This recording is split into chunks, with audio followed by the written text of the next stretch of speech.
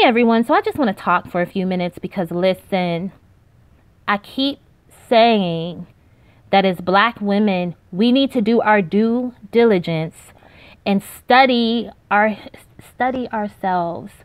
Learn the history of Black women in whatever part of the world you're in. In the United States, okay, Black women have been debating this whole topic of being gender first versus being race first since at least the 19th century.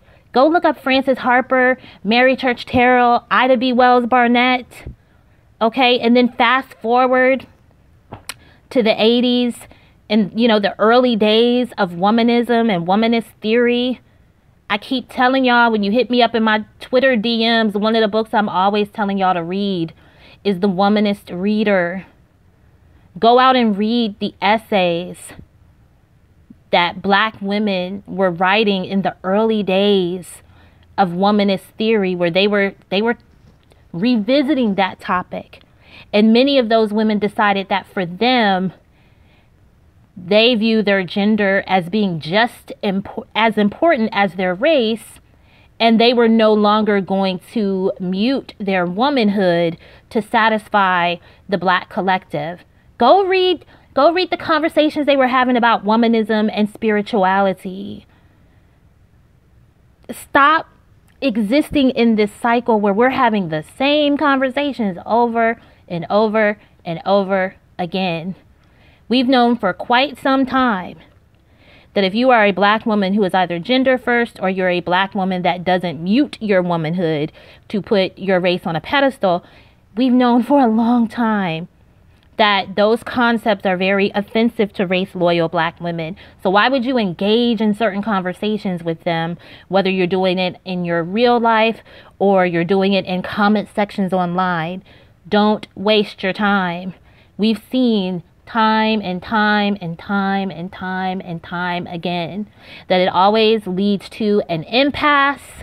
And on social media, especially on YouTube, these women have no problem telling you to get the fuck off of their channels, okay, once they realize that they can't browbeat you into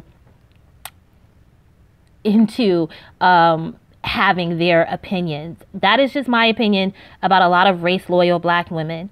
A lot of race-first Black women are very angry and very aggressive when they come across Black women who do not share their ideology.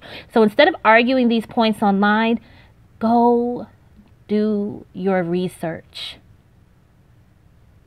Study yourself, Black woman. If you are a Black woman who is not from the United States and you're interested in womanism, go read up on Africana womanism, okay? Because you have Black women in Africa and in the Caribbean, Central and South America, and in Europe talking about their experiences as Black women. Because if you come from a part of the world where the system that is oppressing you is being ran by other Black people, then your worldview is going to be different from those of us who are Black women in societies where Black people are not the majority. It's going to be very different. And so some of these conversations that you all are having where we get into these stupid diaspora wars, do you understand that it's really largely just based on the fact that different Black women are going to have different worldviews based on our experiences? So if you're a Black woman from a part of the world where the corruption, the corruption solely is at the hands of Black people leading these systems of government, then when you move to a different part of the world, you are not viewing the world and politics maybe the same way that some of us in the United States do. So you're not going to view everything as being race first. So then those of us in the United States, when we come across our sisters from other parts of the world, and maybe they marry someone with political views that we find abhorrent, you have to understand that woman is looking for something different when she's settling down in a relationship or a marriage than we are. We already know that Black women in the United States very much need to share the same political values as our dating and marital partners. Other groups of women don't necessarily need that. For those women, if they are more hypergamous, they're more so looking for, you know, someone who can provide them with maybe a traditional lifestyle. You know, maybe they're looking for other areas where they share common ground, and the political stuff and having to have the same opinion or the same worldview as whoever they settle down with isn't as important. But see, if we knew our history as Black women, if we understood that we're not a monolith, we're not all the same, if we understood that a Black woman's view of the world in some cases is very much going to be shaped by where she's from, the circumstances that she grew up in, the different situations that we all come from, we wouldn't continue to get into the same back and forths.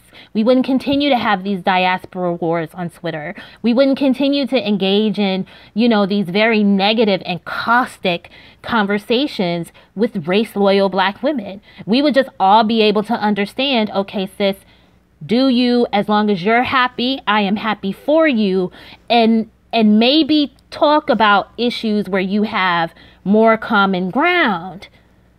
But this shit where, you know, everyone wants to browbeat you into their worldview. If you are a Black woman and you are gender first, or you're a Black woman and you don't put gender over race or one over the other, or if you are a Black woman and your worldview is that you don't have to share the same political values as your spouse, other Black women will like gang up on you and just, how dare you not think this way? And it's like, listen, know your history, because if you knew your history, you wouldn't